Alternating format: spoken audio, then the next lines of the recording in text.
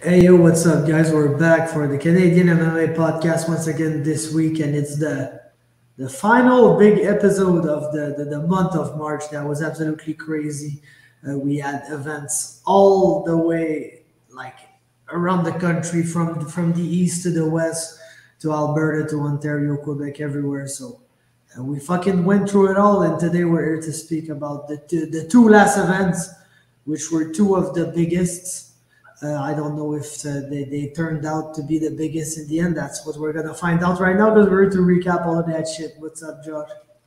Not much. I'm excited to get into this. Like you were saying, the last sort of big week of Canadian MMA for the month, and we kind of have a lull in April, especially with XMMA being canceled. But we'll get into that too. But there were a few Canadians on that we were excited to see. But yeah, at least we got this last great weekend. Yup, it was way busier than I thought, man. Like when there's a weekend without UFC, I got this is gonna be a small weekend where I can do shit. But now there was MMA on Thursday, it was on Friday, then on Saturday. There was the PFL. Yeah, PFL was on Saturday, and there was even WrestleMania, which was absolutely awesome. So And that boxing match too that happened on Saturday, or that event, Game Bred Boxing. yeah, the game bred boxing shit. I know Anthony Joshua was fighting too Mhm. in the UK, but yeah. So there were many shit happening, but we're here to talk, of course, about the Canadian stuff, and we're gonna go in the order that it happened. Basically, we're gonna start with BFL, and then we're gonna move to Unified, and we're gonna finish with the Bellator fights that our Canadian fighters had. Four Canadians on the same card. So let's begin with BFL, which was the biggest event. I think in size, of course, there were like 17, 25 fights. I don't even know how many fights there were on that one, but there were many fights, nine pro fights, and I think with the late cancellations at Unified, we can almost say that on paper it was the biggest card of the two, even though it was the big 50th event for Unified. So in general, very stacked BFL event, the BFL 76 card. And Josh, you were there, so generally, how was the experience and everything? No, it was awesome. The atmosphere was great, and it just felt like it sort of kept getting better and better every fight. And yeah, the great way to end it with Jared Revel getting the big submission win over Jesse Taylor, sort of turning around that first round, landing a big elbow and sinking in that triangle. It was super nice to see. Like, didn't see that elbow right away, so it was kind of a shock how quick it all happened. But it was a great way to end the night, and it was just an awesome event. So many finishes and like a nice mix of submissions and knockouts. So yeah, it was awesome. Cool. Let's jump in right now since it was a big event.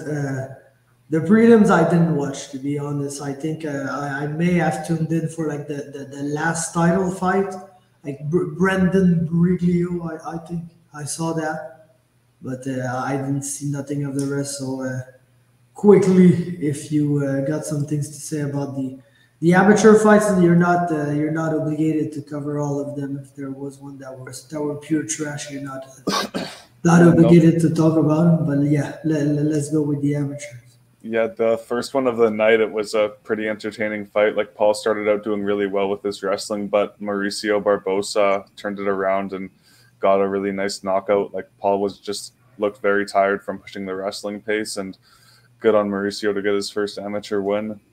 And yeah, it was a very entertaining fight and good back and forth battle. Next up was Muchaili versus Clennon, and it ended up being a doctor stoppage due to a cut. It was a headbutt, I believe. It was a pretty nasty one, just on the head of Hunter. I saw him after the fight, but yeah, there was some confusion with the scorecards in that one.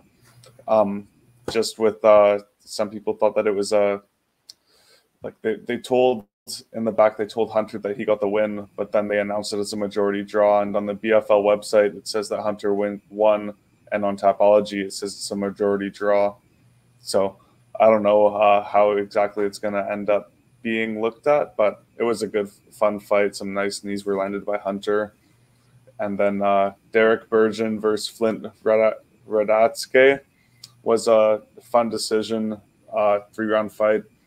I don't remember a ton from this one, to be honest, but I believe Derek had some good wrestling in that one. And next one, Dylan Forster versus Max Hemmel. This was a fun one. It was a pretty close one, but it was a unanimous decision for Dylan Forster. Max had some really nice jiu-jitsu submission attempts. Like he had a buggy choke locked in once and ended the fight with a triangle, but Dylan's wrestling just got him the win. And next up, El Hafwani versus Casey O'Leary.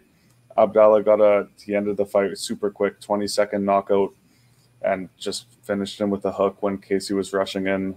And next up was the first of the 2 title fights, Brandon Bergiglio versus Varun Sunder. Second round, Brandon just got it done with a super nice left hook, put Varun on skates, and got the takedown right after that, and was able to end the fight with ground and pound. Varun had his moments backing Brandon up against the cage, but Brandon was able to win the first with some grappling and get that nice finish on the feet, which I wasn't expecting. And the last of the amateur fights, Keith Hoosman versus Liam Arthur. This was a super fun fight. Keith dropped Arthur in the first round and was able to hurt him with some leg kicks, which ultimately led to the leg kick finish in the 4th round of the fight, which sort of dropped against the cage and the referee jumped in. But it was a super nice performance from Keys, and he's 4-1 as an amateur, so has a great career there. Looking forward to seeing him debut as a pro. But that's it for the amateur fights. Yep, cool. The Keys fight, what was I doing during that one? Because I remember I saw the Briglio one, then I think I went to fucking eat or something. But I didn't remember that it was in the 4th round. Like in my head, it lasted about a round, but yeah. I said, I didn't watch at all, so. Remembering it didn't feel like it went that long, but I think that just must speak to how fun of a fight it was. Yeah, and amateurs it's like shorter rounds and shit too, so it goes by way quicker. Let's move on to the main card on Fight Pass, the pros. Fucking first fight of the evening, Raf Ouellet, Ian Maslov, and that was just great, man. Yeah, Raf Ouellet, like bro, he's baby Nate Diaz. He's basically the same guy. Which is funny as fuck because the Ouellet brothers are like the Diaz brothers of Canada, but like Nick is not really like Nick, even though they have the same name. But like Raf has big Nate Diaz vibes, and like I like what I saw from him standing, even though he's still like super open and gets countered and everything. But I feel like for the small moments that they were on the feet in that fight, he did a little better than he did against Adeyemi when they were on the feet, where I felt like he could get basically exploded at any second in that fight.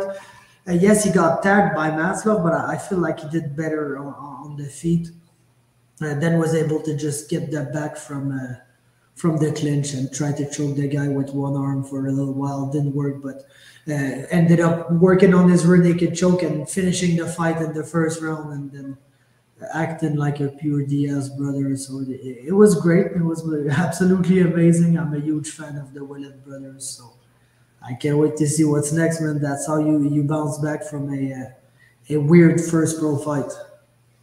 Yeah, that was a sick fight, man. I was so happy to see my guy Rafael get his first pro win, and he did it in Rafael Ouellet fashion.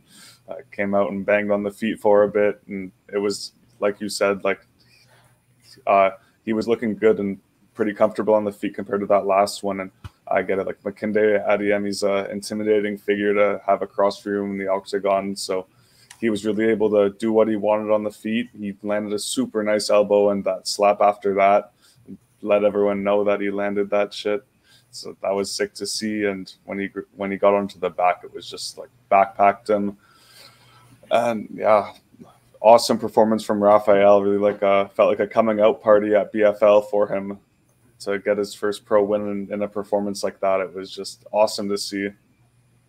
Yep, it was good shit, man. Then we had the women's fight, Alana Cook, Jackie McLean, which was a strong woman fight. Basically, lots of clinching. They were really trying to out strengthen their opponent.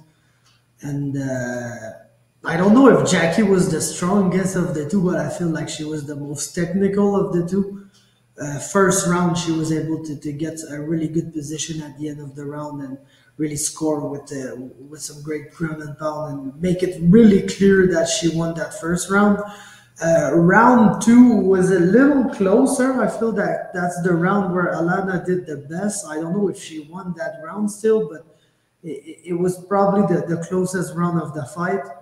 And like I must say, up until then, it was a slower fight. Like, let's say like that. It wasn't like the most entertaining fight of the evening or nothing. It was still a good back and forth, not a boring fight whatsoever, but not like the craziest fight. But they just came out crazy as fuck in the third round. Like, Alana comes crazy, gets dropped. Jackie gets the position, they exchange on the ground. But it was really a crazy ass third round. And I felt like Jackie was able to edge that round too. So she really did great in that fight. She deserved her decision and win clearly. And yeah, man, in the end, because of the third round and how it went down, in the end, it was a good fight, man. I enjoyed it. Yeah, it was a great fight. That third round really was just madness there. Like, I'm pretty sure that Alana, she landed a good punch on Jackie first and sort of stumbled her, like semi-dropped her. I'm not sure. I can't remember perfectly now. But yeah, she was like she was landing the better punches and she was coming forward and feeling herself, and then she got countered and she got dropped from like being too aggressive.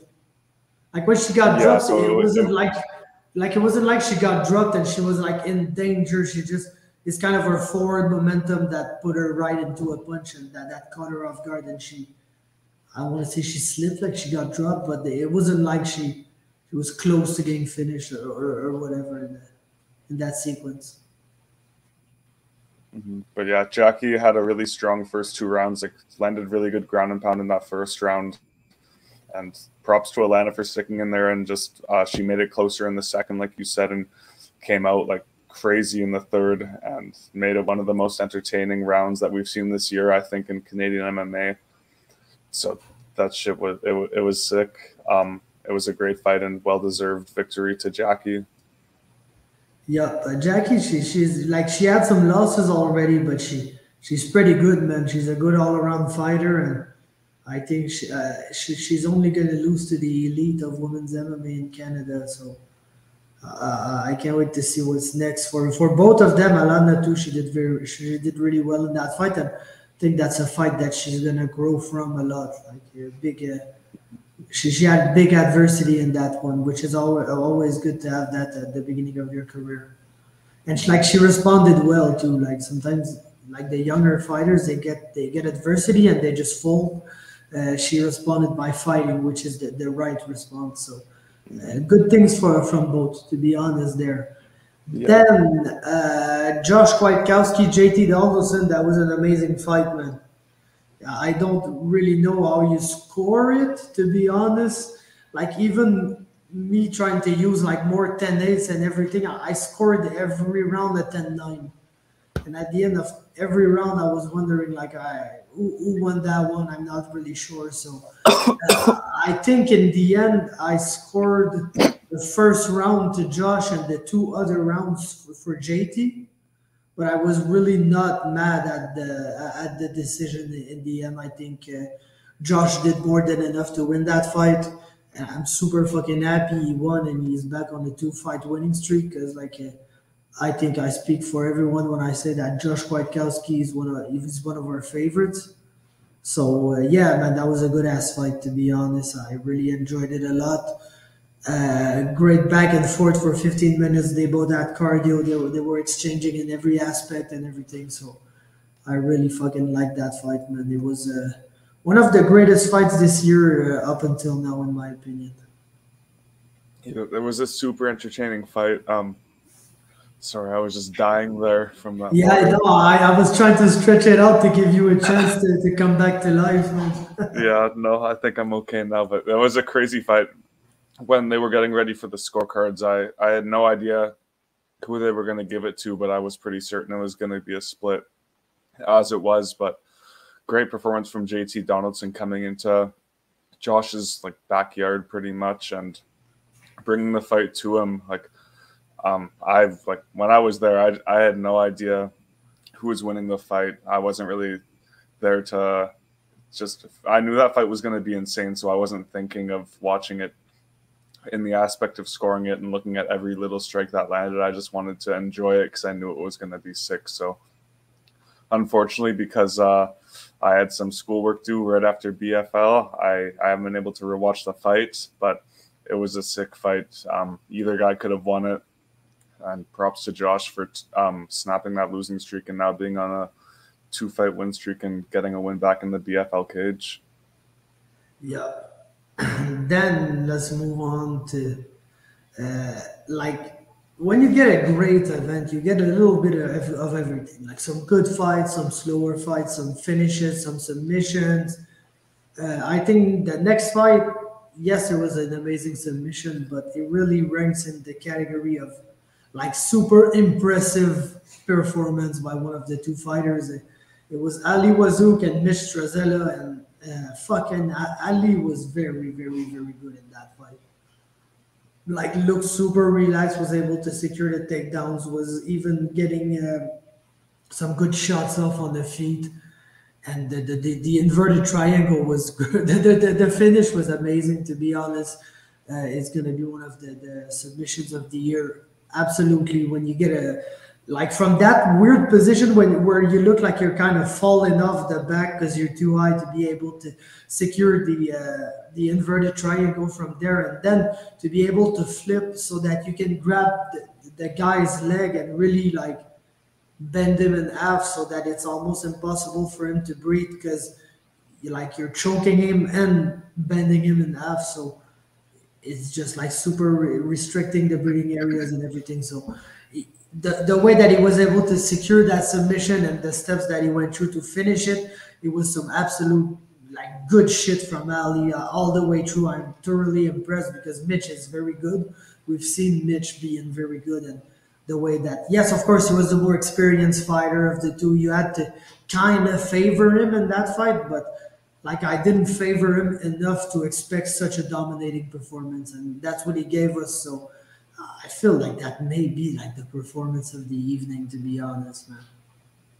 Yeah, I don't know about performance of the evening from seeing what Mateo just did to such an experienced guy and a step up like that in competition, but it was a really nice finish from Ali. I thought it was super slick stuff. Like right when Mitch, it looked like he was going to be able to reverse position and get on top, but Ali was setting that up and got the inverted triangle. I thought round one was super entertaining and seemed really back and forth. Like I was impressed at how like even the cage, like the grappling against the cage was in the wrestling. Mitch was able to hold his own, and in his last fight, like Austin was able to get a couple of takedowns on him. So to go from, I just thought that it was really good exchanges against the cage and in the clinch. And you got to see Dave Perron make his debut on Full Send MMA and getting pissed at that doctor jumping in. So that was funny to see in that one because that was pretty quick to stop the fight for a cut, but great performance from Ali. And there was a nice submission. Yeah, because wasn't it like I think one of the amateur fights that got the one that got stopped because of the cut? Like didn't the doctor come in twice? Yeah, he came in Then twice. didn't stop it and then stopped it right after. Like I think that's what Dave told me because I asked him about the doctor call because it was funny as fuck. Like, get out of here. Yeah, he's like, this doctor's pissing me off and shit. But that was funny. Yeah, no, it was good, and glad he didn't stop the Mitch and Ali fight because yes, there was a cut, but it wasn't like leaking in the eyes or anything. It wasn't that bad. Mhm. So then, whoa, man, that's I think that's one that we gotta talk about a little longer than it lasted. Ash Mashregi, Dario Sinagoga, and I'm gonna let you speak. Then I'm gonna speak, man, because I got some shit on that one. Yeah, I didn't even have time to get back from my seat for this one. Like, I was watching it from behind in the standing room, but that was crazy. Yeah, I was shocked. I was not expecting that. Like, obviously, that was one of the outcomes that could happen whenever Ash is fighting, but just for Dario to lose his 6-0 record, like, and lose his undefeated. Oh, like that was crazy. In the moment, I thought it was a pretty early stoppage because like I was watching from far away and he went down and they stopped it. But when you saw it a bit closer, like he went down like he was sort of out for a second. It sort of reminded me of the TJ Dillashaw versus Henry Cejudo stoppage, and I don't think much would have changed in the next 10 seconds. So great performance by Ash. Sort of did Dario really fake that glove touch and just run in like that? Yeah, so sort of got what he deserved for doing that. Ash, you could really see like a huge weight difference. That was what I was concerned with in this fight because Dario moving up 15 pounds in a weight class, and Ash, he's had some of his fights at middleweight. So I was thinking the 5-1 favored odds for Dario were a little crazy because anything can happen, and especially with that huge weight advantage for Ash, it was crazy. So he just shrugged him off on that takedown attempt and hit him clean with that uppercut and hook, and yeah, and it was crazy. Yeah, but like for the glove touch, I don't know if we can like officially call it faking the glove touch, but he definitely used the glove touch to, like he touched eye, so I that know. Ash lifted his hand and he immediately shot under the glove touch, and it was like not like glove touch, reset, then shoot. It was like so yeah, you could say he faked the glove touch. I don't think he faked it. He used it for the takedown, which is like a kind of dirty move. Like let's not lie about that. But like I think that the stoppage was definitely early. Like no doubt about it. I think Ash probably finishes him either way. Dario was stumbling all over the place and Ash was after him. Like there's no way that if the ref was letting him hit him like 2 or 3 more times, like it would have ended either way. So I'm not mad at the stoppage. And man, like it pains me to say that because I have nothing against Dario. Like absolutely nothing against the guy. I spoke to him a couple of times. He was on my podcast once. He's a cool guy. I have nothing against him, and I know that I kind of have a grudge against him, and I know that it's not his fault because he wasn't the judge in the Zachary Powell fight. But bro, that was the worst fucking decision ever. And like Zach is one of my close friends, so I don't know, man. Since then, I kind of don't want to see Dario get it what he deserves, but I kind of do. And like all that to say that yes, it was like a questionable call in the end. Like I think it was an early stoppage, but like bro, I'm not gonna pretend like it's unjust or something like that. Like I've seen too many weird calls go in favor of Dario to be upset because one call finally went against him. You know. So that's kind of the way I see things here. And yes, it was an absolute great performance for Ash. That's what you gotta do to a guy that like does the glove touch to take down the tap. You frame him, you uppercut him in his face, you send him stumbling, and you fucking finish him. And that's what he did. And Ash is a huge fucking powerful guy at 170, a division where there's some guys, but there's like a big difference between the top guys and the newer guys that are on the rise. So we kind of need guys to fill that middle, and I feel like Ash is very experienced, but since he's got like I think he's 8-7 or something like that, so you could justify to book him against like a younger prospect or with a 4-0 or a record like that. So I feel like we need him in the division. I'm happy to see Dario here too. I hope Dario doesn't feel like he needs to go back down to 55 after that fight because there was too many weight difference. Because I don't think he can do the weight well. He's kind of proven that he can't. So I prefer to see him at a weight that he's able to do because weight cutting is bad and it can lead to death, and we don't want to see people die. But yeah, no, that's about it. That's about what I had to say on that one. But yeah, crazy fucking finish like early in the first round. I think they're going to run a rematch for that one because they're already teasing that. And BFL sort of what they tease usually goes. Yeah, they weren't going to run a rematch for Powell when he got robbed, though. Huh? Oh, yeah. Damn.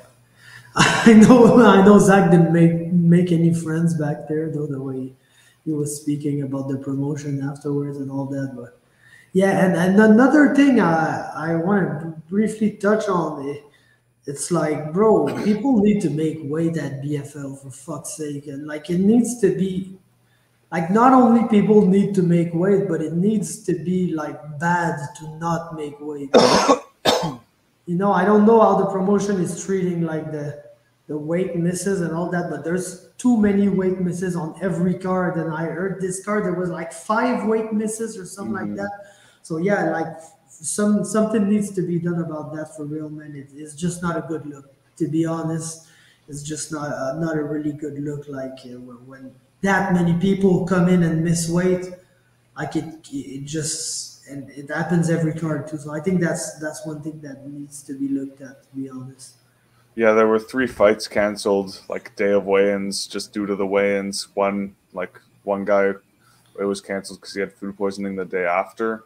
But yeah, 5 people missed weight. One guy had to get carried out. Like, I heard that it looked like a war zone in there because everyone was just like dying. And yeah, Drew Brokenshire missed weight by like 0.1 of a pound, something crazy, like less than half a pound. So they wouldn't give him the 10 minutes to make the weight.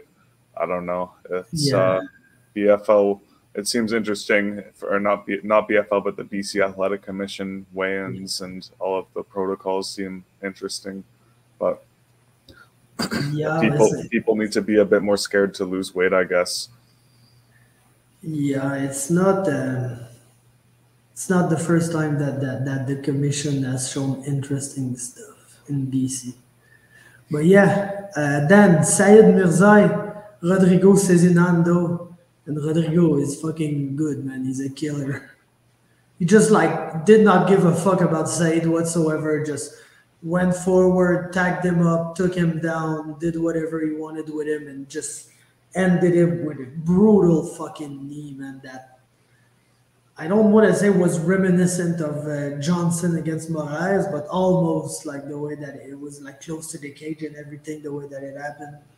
But yeah, brutal fucking finish for Rodrigo, and if he's gonna be out there fighting, I'm super happy about that. Yeah, I was not expecting that performance from him. I was just expecting it to be a very even fight. Like the betting odds were 50-50. Both guys were 4-1, or Said was 4-1-1, but yeah, he dominated in every aspect of the fight. Was able to take him down. When I saw them at the weigh-ins, I thought Said definitely would have an advantage in the grappling just due to the size because he looked a lot bigger and he's very strong looking, like with his physique. But yeah, Rodrigo was just able to do whatever he wanted in there. It was very shocking to me. And Said's going to be back in BFL soon, and hopefully we'll get to see Rodrigo back at BFL as well. It looks like they're trying to tease maybe do a matchup with Dahan for the belt already. So that would be a banger fight as well because Rodrigo brings it and so does Dahan. So it would be awesome. Yeah, no, absolutely. That would be a very cool fight.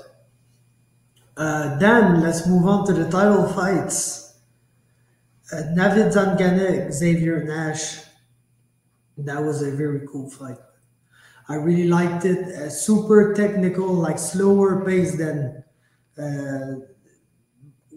we kind of had to expect that. But yeah, honestly, man, when it comes to scoring that fight, it's fucking tough. Because basically, there was one guy having like doing all the offensive stuff, and one guy doing all the defensive stuff, but none of the offensive stuff was working, and all the defensive stuff was working for the other.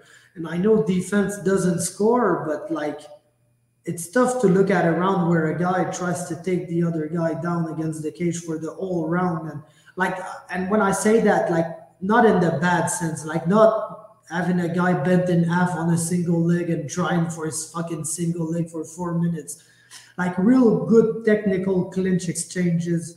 Where Navid was trying for the body lock takedowns, was trying for lots of stuff, and Xavier was defending everything. Was like he got taken down to his knees or maybe to his butt once or twice, but was never able to be kept down by Navid. So, like, how do you score these fucking rounds, man? Basically, because yes, when they were on the feet, Xavier was having the success with the calf kicks and with his jab and like being on his bicycle and landing the strikes, but. I feel like in round three, where when Navid got loose at a moment, he even was able to have some success of his own on the feet. So just a great back and forth fight where almost, like in my opinion, there's two clear rounds. There's the third round, which I think was a clear round for Navid. And of course, there's the fifth round, which is basically the round that decided the fight. And it was in favor of Xavier Nash, like absolutely dominating round where he had like all the success in the world, and where like at many points we were wondering, hey, is he gonna even like finish him there? I won't lie, at the end of the round I was expecting a very BC commission decision, so I'm very happy for Xavier that he got the win, because I feel like the guy who was winning the fifth round was gonna win that fight. And Xavier just came through like with the best fifth round possible. Like, so he really deserved that win, proved that he's an absolute elite lightweight. And Navid, I feel like even though he lost that fight, proved that, man, with the little experience that he got, he can come here and hang around for 5 rounds and be competitive with like one of the best guys in the country at his weight class. So very good stuff for both, but yeah, no, solid fight, man. It's a very cool fight. Yeah, that was an awesome fight. That's sort of what I was expecting, like a super close decision.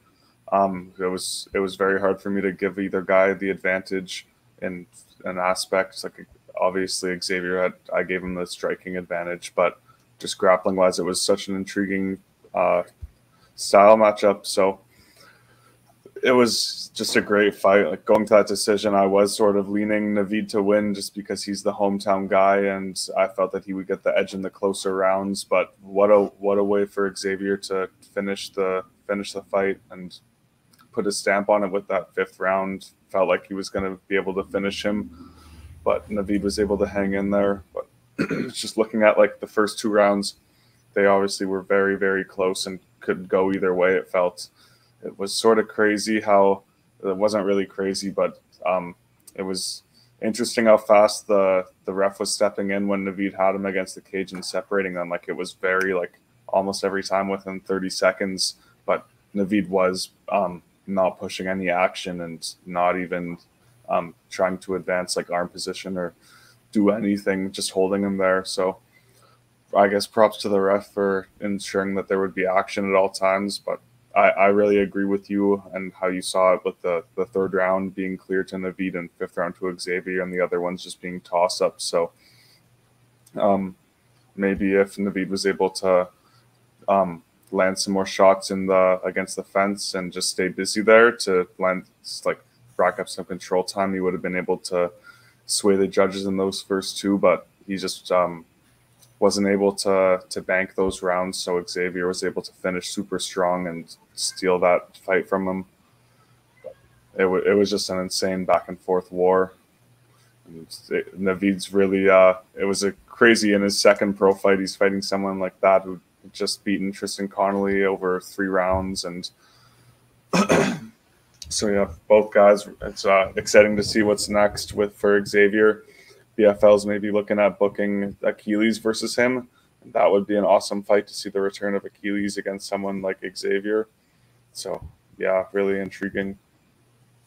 Yep, no, very good stuff by both. Then let's move on to the co-main event: Matteo Vogel, Drew Brokenshire, and man,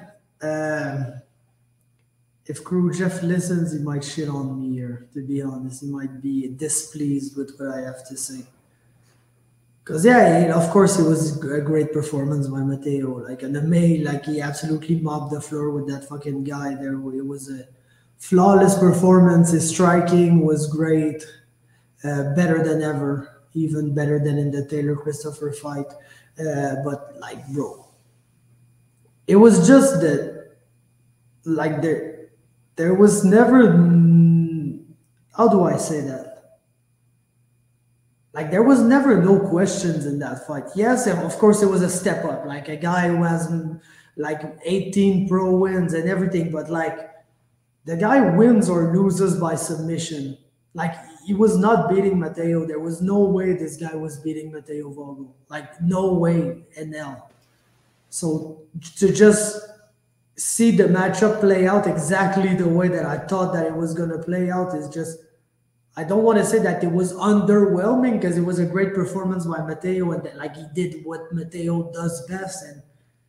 But yeah, no, it was like if you were expecting like some adversity or something like that for Matteo, like go watch his CFSC fights because that wasn't happening in that fight. I was pretty sure about it, and that's how it turned up being. So yes, it's a win that looks good on the record when you look at the record of the other guy, but. Like when you were looking at the matchup of this fight, it was it was a very favorable matchup for Matteo, and he made it look as such. So I guess good stuff from Matteo, but like I won't say that I was watching that fight on the edge of my seat. Like I was pretty much expecting everything that happened. Yeah, I was very confident in Matteo going in as well, but I thought it was an amazing performance. Like just dominated every aspect of the fight and racked up so much control time just on his back and landing punches. Drew stood in there for a while, but you can only have Matteo on your back for so long before something happens. And he to have a performance like that is just crazy against someone that's 18-8. I know you sort of disagree. You were expecting it, but I'm very impressed by it, especially after like his last 2 fights where his opponents had some moments and they were a bit like that Nick Ouellette one was a majority decision, and you could say that Taylor Christopher won the first round when Matteo fought him.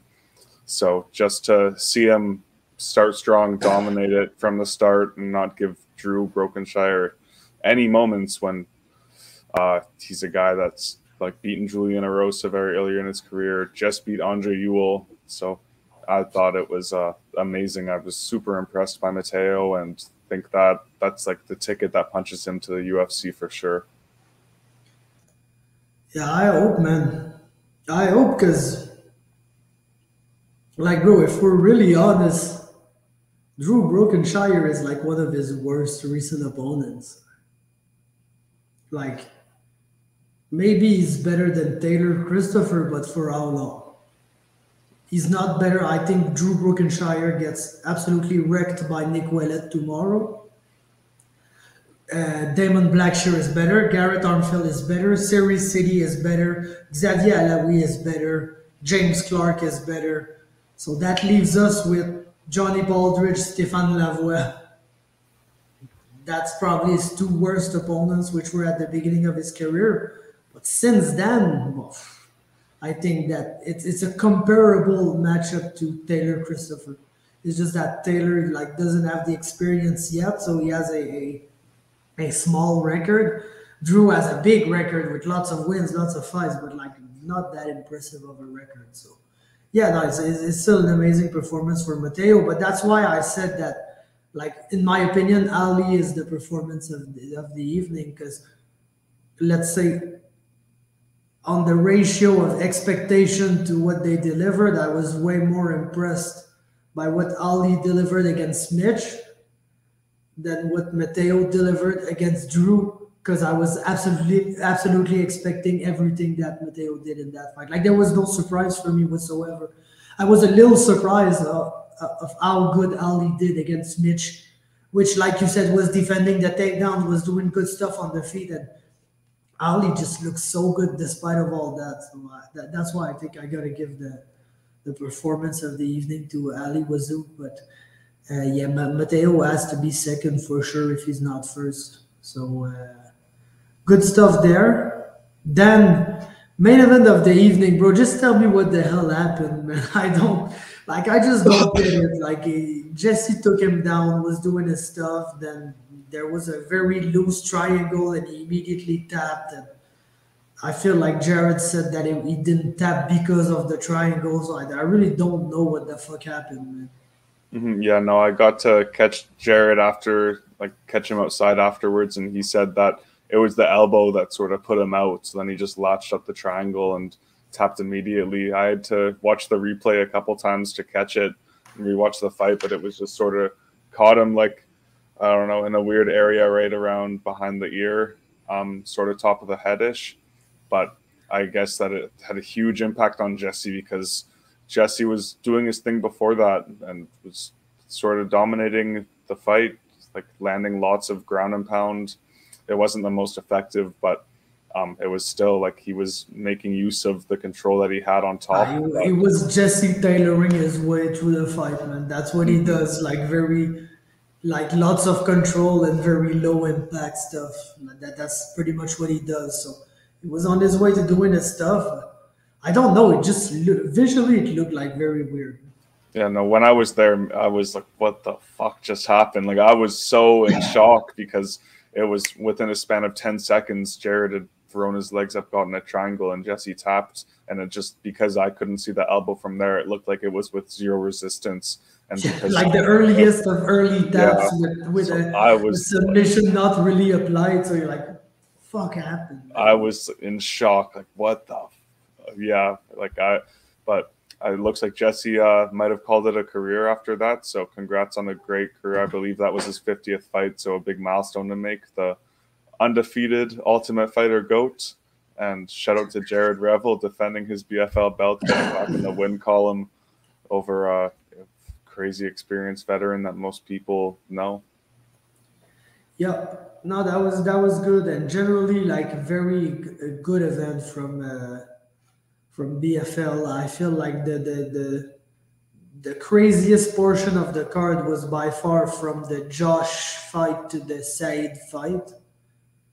But yeah, the title fights were like the Navid and Nash was just a very good back and forth. The Mateo one, yeah, yes, I have my criticism about the matchup, but it was really like a meaningful fight, like something that's important for the future of Mateo, and that just really proves us that he doesn't like the doesn't need is not even the word, like he doesn't deserve to be here anymore. Like it's just the way that he's treating regional level opponents, which Drew Brokenshire is. Like he's one of the good regional level opponents, but the way that he just treats them is just fuck, man. The guy needs to be fighting the best guys in the world. So really meaningful stuff. And then yeah, Jared Revel in the main event able to get the win in front of his crowd. It's always good for a veteran fighter to see like the guys like him and Dayon just being able to fight their final fights in front of their people is very cool. So yep, that was BFL. Let's move on to Unified, which is gonna be way quicker, man, because that card suffered some losses, and unfortunately, it was like it sucks to say, but I think it was some losses that it couldn't recuperate from.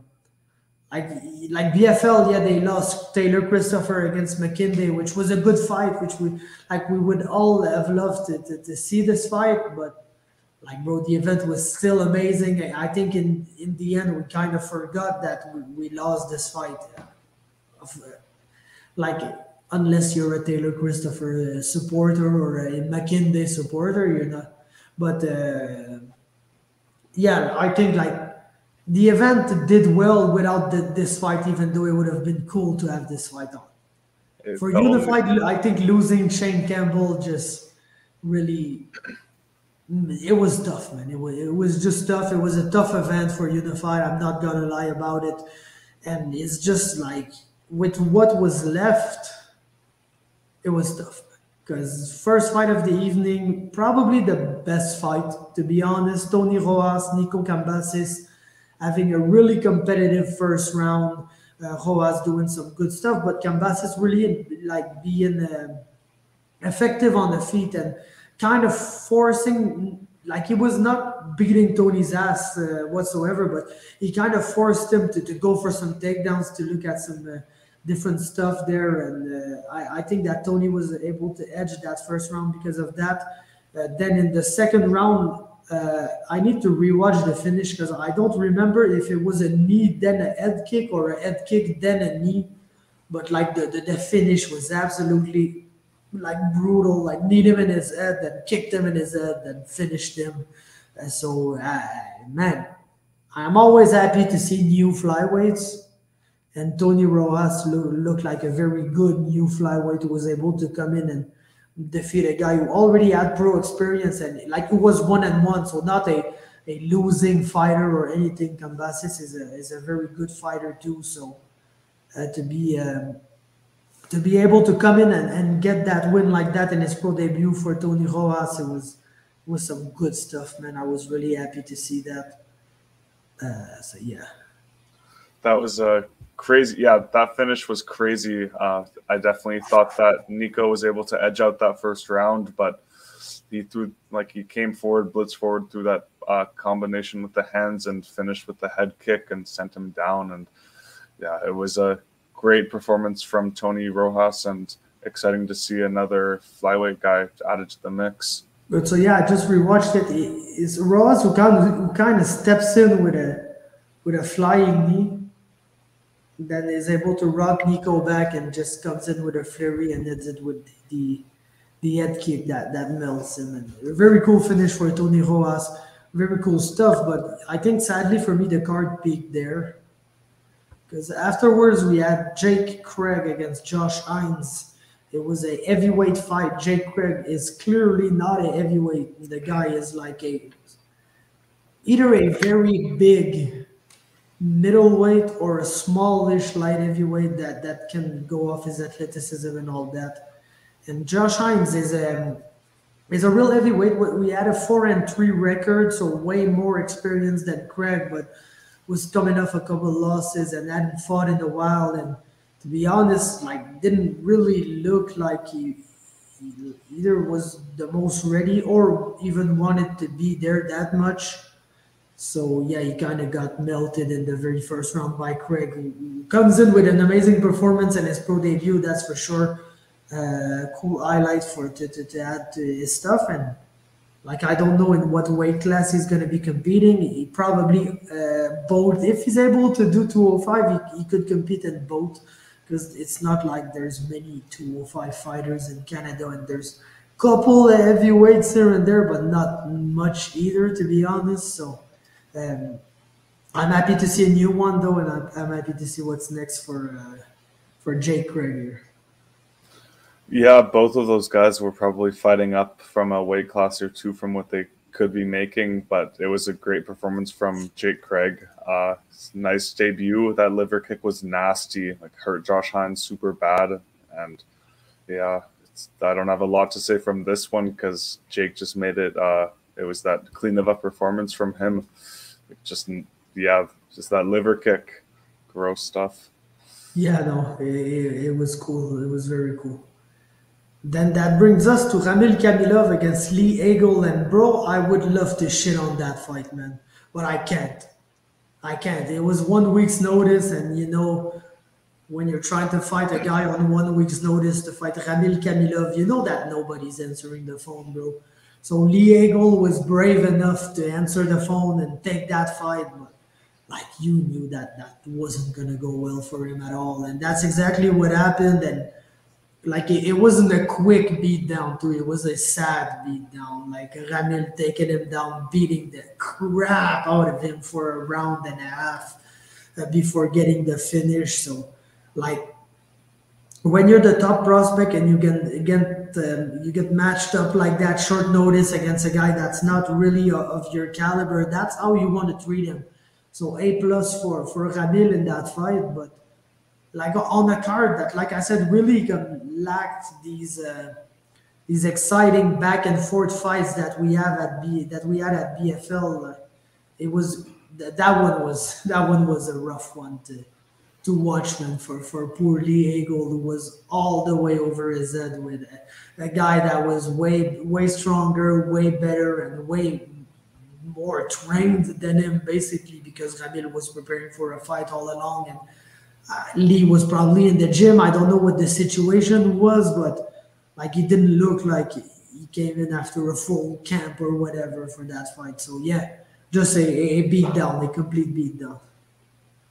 You were expecting it to sort of go this way when you saw the matchup announced, but Unified had to throw a fight together to get it, and I'm glad that we were able to get to see this one happen, like just to get to see Ramil out there again. And crazy enough, like this was his longest fight of his pro career, so good for him to get some more cage time. And yeah, he did what he was supposed to do, just dominated from the start of the fight, and took serious advantage of the position that he had. He didn't really let Lee rest too much. He was always working for like some submission or just beating the crap out of him. So it was impressive from Ramil, just because even when guys have these matchups where they're supposed to go in and take care of business, it's what you want to see happen, and he did that. So sometimes guys can struggle, but he didn't face any adversity. Like right from the start, he blasted him and got the takedown. Yeah, no, it was like you said, man. You when you get these kind of matchup and you're the prospect and you just got to show out. It's cool when you actually do, because sometimes you don't. Like it happens often that like, oh, this is an easy matchup for him. Like he should show out, and he just doesn't. And Kamil absolutely did. And like I said, I'd love to say, oh, this is bad matchmaking or whatever, but like when you got 1 week's notice, you just wish that somebody answers so you can keep the guy that's left on the card, and that's what Unified was able to do here. So I gotta give them props, honestly, for being able to keep Ramil on that card, especially on a card that you don't want to lose another guy, man. Like it would have been really tough for them to fall to like 4 pro fights. But yeah, that in the end, that's kind of my complaint about that card, is that like, yes, we had like one good matchup to begin the card, then we had 2 whoopings, then we had 2, like, let's just say it like it is, like not good fights, man. In the main and the co-main, and like the co-main was particularly fuck that, man. It was bad. It was just bad, man. It was a bad fight. I hated every fucking second of that fight. KB Bular is the most frustrating fighter in the world, probably. Because, man, like, and I say the same fucking shit every time, but if you force KB to fight, he's gonna fight, and he's gonna be very good. Like, we seen him against Strania. Strania pushed a crazy-ass pace for 15 minutes and had to do, like, KB had to do a lot of stuff to be able to defeat him, and like he fucking did the stuff like it was easy. But if you don't force him to fight, he's not gonna do shit. He's gonna go on his bike and he's gonna throw one big left hand or one big body kick every 45 seconds, and it's just not gonna be enough. And Curtis Millender is just the worst kind of matchup for him, because he's the same guy. He's another like super low volume distance striker. So we just had 2 guys at range not really throwing strikes for 15 minutes, and it was a bad fight. And like, you kind of had to know that it was going to be a bad fight when you were matching these 2 guys up. And like, it's 2 recognizable names, and you got Ryan Ford in the main event, and you got Shane Campbell, and so it's not all bad. But when like these other fights start to fall through and not deliver, that fucking one kind of ends up sticking like a sore thumb at the end of the event, and not in a good way. Yeah, I was pretty surprised that they decided to rebook this fight after the last one.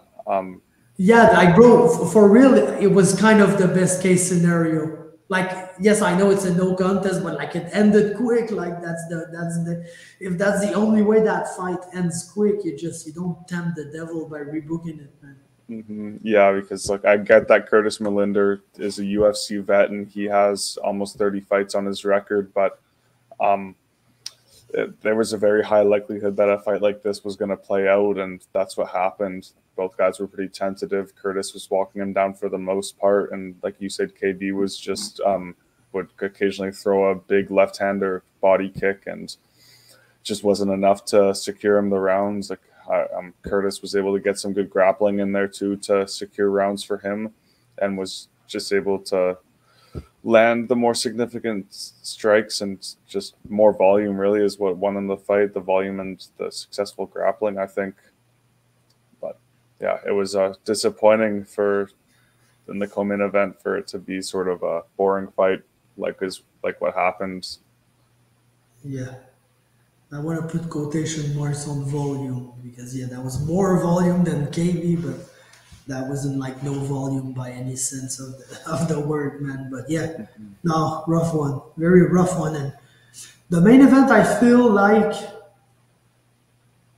man, it's just that when you get a Ryan Ford fight where he feels the need to grapple, it's not going to be as good as a Ryan Ford fight where he strikes because he's a striker. And he's a well versed at striking, and he can be like very good in that aspect of the game. And his grappling is not bad. It's getting better. Like obviously because he's using some grappling to win his fights and everything, but it's just way more taxing on him. Like way more taxing, and that's what we saw. Because I feel like he won the two first rounds of that fight. I don't want to say quite easily. They were close rounds, but I feel like because of his takedowns, the fact that he was able to land some takedowns straight into side control and stuff like that, that's what really made him edge these two first rounds, in my opinion. So he kind of came into the third round ahead, but bro, he was so tired that you kind of knew that he was fucked. And yes, he was fucked. Indeed, he was fucked. And Faber was able to turn it around and get the submission win. And then we get the most, like, if you want to explain MMA, just give people the context of that fight, show them that fight in the post-fight interview, and that resumes MMA for you. Because, like, Ryan Ford was coming in as into his retirement fight. That was his retirement fight here. And you know that fighters are like, oh yeah, I'm going to fight that guy. It's going to be my retirement fight. I'll defend my title and I'll go out on top and it's going to be the best day ever and whatever. And then he comes in and something happens and he loses the fight. And then on the mic, he's like, oh no, fuck that. I'm not going out that way, which is always the case. Like fighters say that they're going to retire, then they win. And they say, oh, I'm still able to do it. I just won. And when they lose, they're like, there's no way I'm going out on a loss. I need to run it back. So they keep on fighting. So the way that he just like flip-flopped on his retirement right there in the cage was like, it was hilarious for real. It was a good moment, good interview. Ryan Ford always has stuff to say on the mic. So that was good. But yeah, the fight was okay at best, to be honest. I was hoping that we were going to see a lot of stand-up from this one, and Ford was going to feel confident on the feet, but I guess he felt very confident in his grappling, and it worked the first two rounds, but the risk with these guys that learn grappling later on in their careers is even when it works, it can tire them out very fast because they're not used to using those muscles. So he just got so tired from pushing that pace with the grappling, and even though he was able to win the first two rounds, it wasn't enough because Faber was just able to get that submission in, and it was over from there. I was shocked when I started to see Ryan looking tired, just because I was very confident in him going into this matchup, like most people were, and it just didn't go down the way that everyone was expecting it to go down. But that's MMA. It was a pretty crazy ending on this card.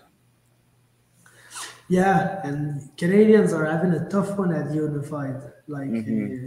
last few events, I know they bring a lot of international talents for these big title fights, try to test the Canadians, but uh, they've been on a tough streak with KB losing, Ryan Ford losing, we had Graham Park losing a couple of events back. I think the only one that's really Chris Larson lost. yeah, Chris Larson lost it. The only one that's really been able to fend off all the international guy was Shane Campbell, of course. But Hmm. like, who's really gonna beat Shane Campbell?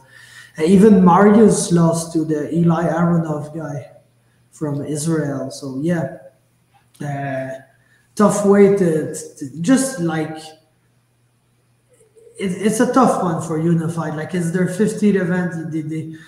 I knew they wanted to do it like really big and all of that, but it's just sometimes, man, you're not due for one of your best events, and just the way that the fights fell through, and like the fights that were left were some good fights in the context of a full event with all the fights that they had planned. But once you start losing some key fights, the fights that were left like weren't the better fights that were scheduled for that event. So just a tough way that the cards fell through for Unified for that 15th event.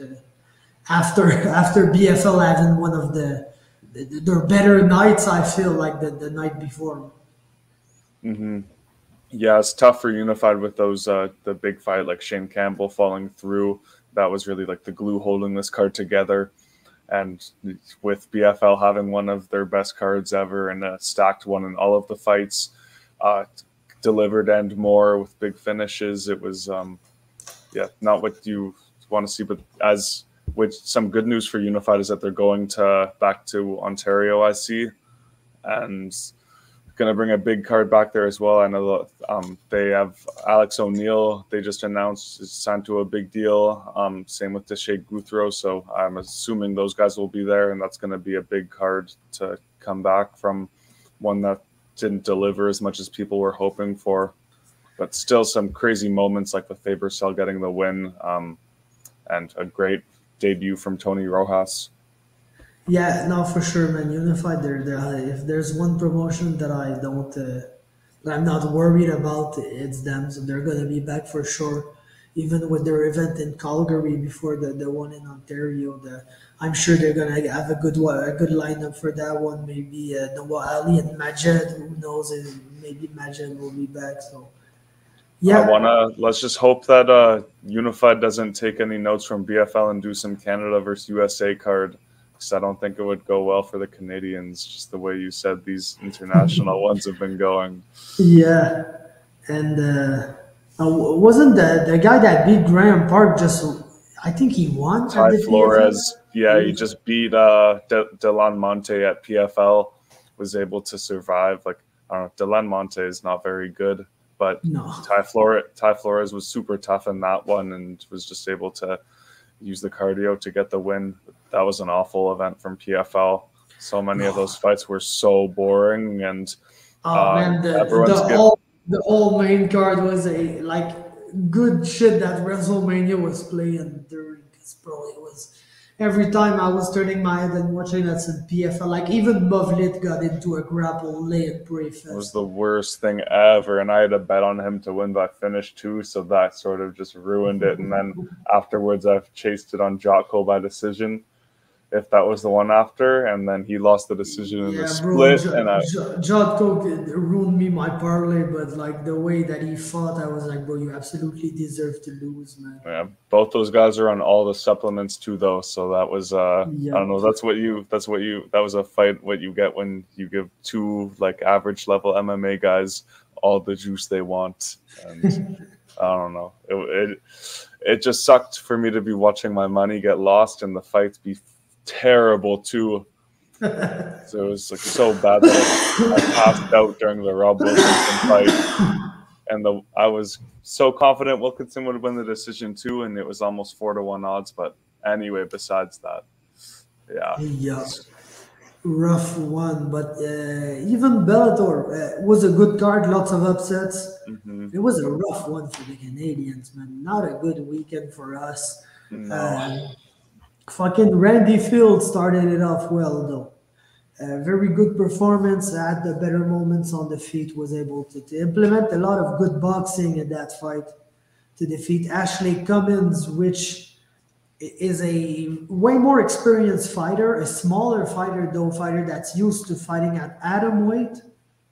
But I think she was a very big atom weight, so maybe she'd be more comfortable at 115. And Randy is basically a 115-pound girl fighting at 125 in a promotion where there's no 115 division, basically. So, like, there wasn't that much of a big weight difference. I don't think it played a factor at all. I think Randy just had better boxing in that fight, was able to have the bigger moments, win the round, and win the fight. So I'm really happy for her, and she got us our only win, because then it was a very rough night. First, Lance Gibson got knocked out by a jab very early in the fight, and when he woke up, was like, no, oh no, what the fuck? And it looked like all kinds of sad, and like, yeah, it was tough. And we kind of were waiting on him to finally get like, there's some Bellator prospects that are really well protected. I feel like he was one of them. And finally, he was having like his first big competitive matchup. And for it just to end like this, like, didn't even get to start the fight, which sucks. Like, let's say he would have shown some things and just not been good enough. You kind of say, oh, I like it.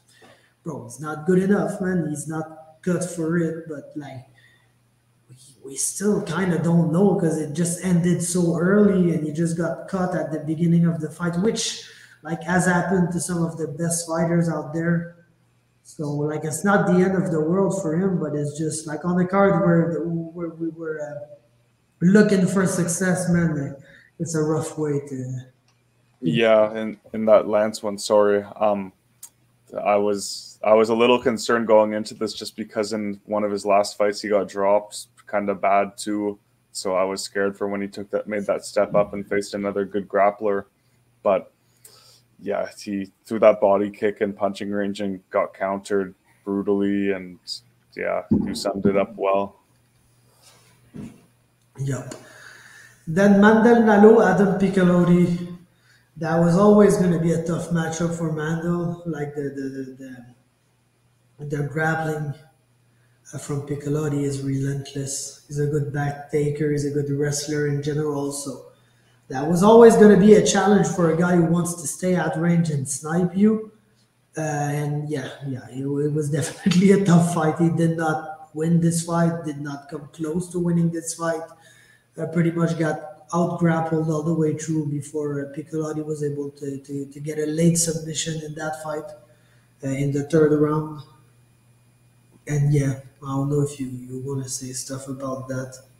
Yeah, I thought Nalo had some moments with the kicks in there, and the second round, I believe, was the strongest round, but that was insane pace that Piccolotti pushed with that grappling. He was able to snatch the back, like you said, and sink in that choke. But yeah, that was a tough one, just because it felt like at one moment it was like, oh shit, Nalo's he can do this. He's coming back. He can win the second and get the third too. But yeah, Piccolotti was able to implement that grappling. Yeah, and then Aaron Jeffrey, that fucking fight made me sad, man.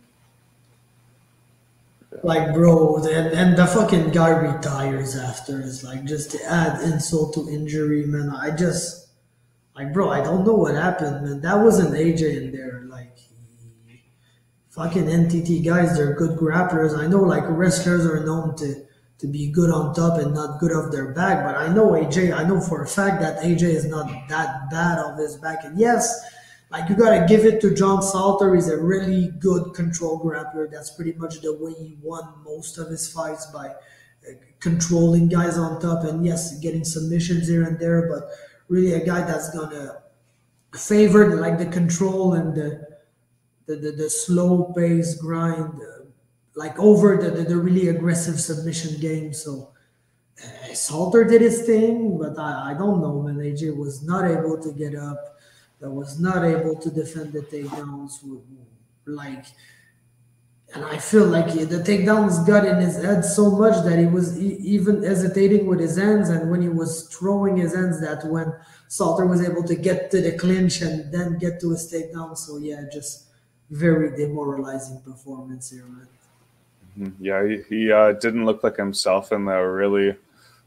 It sucked to watch that. Like, it felt like it was a good matchup for him, just 'cause they were finally going to push him a bit after that performance against a great wrestler in Austin Vanderford, and he was able to stuff the few takedowns that Austin put on him. But yeah, I just couldn't get things going in there. It was tough to watch, but credit to John Salter to end his victory on a win like that. But yeah, it sucked to watch. It's very,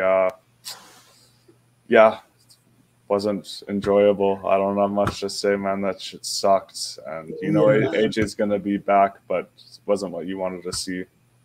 No, he's gonna be back for sure. I have no doubt in that. But yeah, it's just like after beating Vanderford, he had beaten Aguiar in his first fights, two big knockouts, finishes. So I think he was coming in hot, and like he was the one who had so much to gain from that fight, and it just fucking did not materialize at all. Like did not even come close to, and just very very frustrating way to lose this fight for Aaron. But yeah, he's gonna be back. He's a good fighter, one of the best we have in Canada. So I'm not too worried about him, but I know I feel for him. I know he's probably not feeling too great about this performance at this moment. So yeah, well, man, like let's end it on an even more sour note and speak about fucking XMMA. Like, what the fuck is going on back there, man? I am so pissed, man. I was looking forward to this card so much to sort of just get me through April and like this sort of little stretch with no fights from Canadian promotions till PFC, I believe, on the 23rd. Correct me if I'm wrong, but I think that's the next one we got. But I was so hyped. Yeah, I was so hyped to see Dufour back in there, Luis Sanodakis and Bobby Poulter as well. But of course, not enough security there. I guess it was going to be some brawls breaking out after fights, some Nate Diaz type shit. I don't know, but I'm pissed. Yeah, the official press release, if you can even say that. I would say Facebook post. Yeah, the official Facebook post from XMMA said that due to security staffing shortages at the John T. Rhodes Center, the XMMA 6 event has been rescheduled for May 3rd, 2023. So if you purchase tickets, you may have refunds or blah, blah, blah. But yeah, like, bro, I'm not gonna speculate on what happened, but security shortages, like really, man, like that's what makes or break your make. Why am I losing my words? Like your event cannot happen because of that. There has to be more than one or two security companies around the area, or just people they could have hired, but. Like, isn't that like fucking South Carolina? Isn't that open carry state? Probably, fucking bring yeah. 2, 3 rednecks with shotguns, and you're gonna be okay, bro. Like it's South Carolina. You're not lacking super racist white people with shotguns. Just bring one of them in. Yeah, I hope that this. I'm just so bummed for guys like Louis and Dufour who had a chance at getting on that UFC Canada card, and this card was like sort of the perfect timing right before, like 3 months or I think 2 months before. So now you're fresh off a win, but you still have the time to like recuperate if you got some small injuries and have a decent training camp and be ready. And like timing was perfect, everything was perfect, man. Now it sort of forces them, the only chance that they're going to be able to take is a short notice one where they aren't ready for a certain opponent and can't game plan, when before they could get a huge highlight reel win on a pretty well-known promotion from XMMA, and a guy like Dufour who's been one step away and could have been there for a while now. Yeah, it just forces him to have to take a short notice opportunity. Yeah, man, I don't know what you do, to be honest, because they say they rescheduled the event for May 3rd. Like, that's a little more than a month away. Timing makes it a little weird for the UFC card, but not too bad either. But like, do you trust them after that? Like, do you? Because bro, like security shortages, I just can't get over that explanation. Is it like they didn't sell any tickets and they were gonna lose too much money? Like, what was that?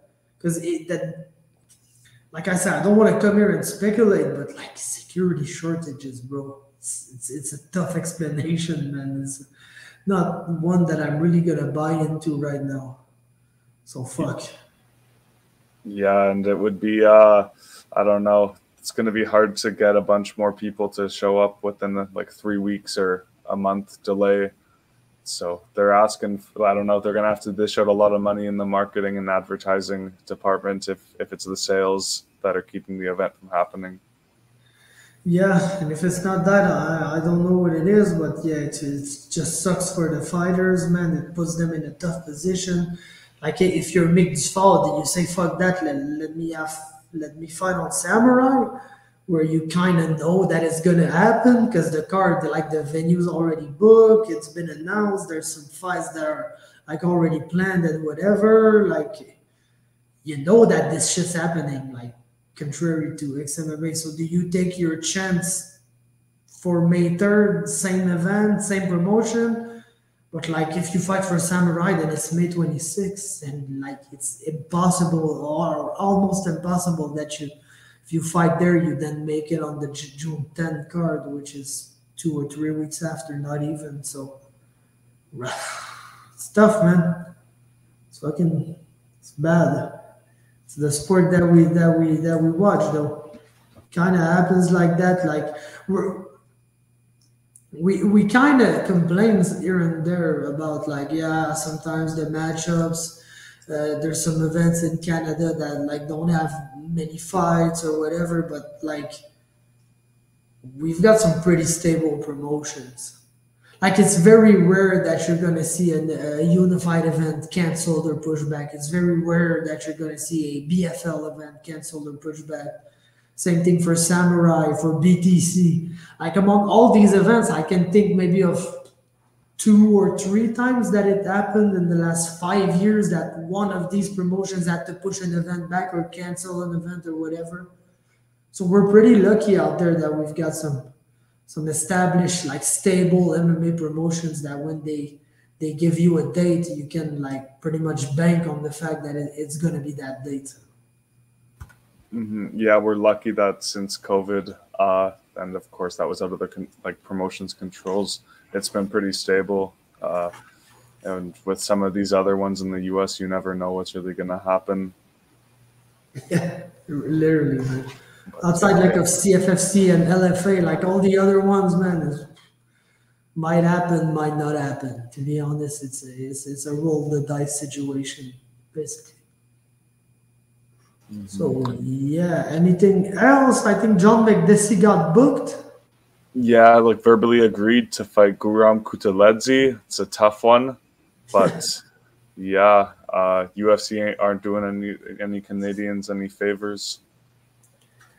Yup, and did I see that they were looking for Wonder Boy and Michel Pereira on the Canadian card? And what was, oh, fucking Danny Gay and Nate the Train. Nate the Train, yeah, that's I almost don't even want that one to happen just because that's a fucking tough one for Nate.